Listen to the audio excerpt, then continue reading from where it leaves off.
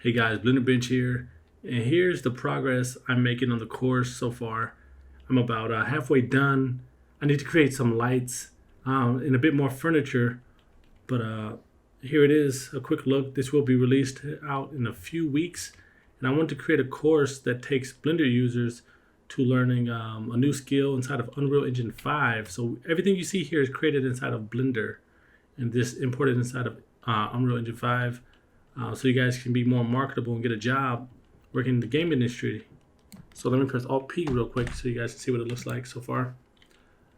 I have a lot more work to do on this. Just wanted to showcase something since it's been a while since I posted, and this will be a really in-depth course. So if you never touched the Unreal Engine before, here's the time to get into it. There's a lot more features inside of Unreal Engine 5, and I thought now's a good time, better time than ever, to showcase and teach you guys how to use it. And I need paintings on the wall. I have to do some furniture, maybe some plants. And I'm going to teach you guys how to make this. So if you guys are looking forward to this, give the video a thumbs up, like, subscribe, and just stay tuned because I'm going to be posting more progress as the days go on. And yeah, I'll catch you guys in the next video.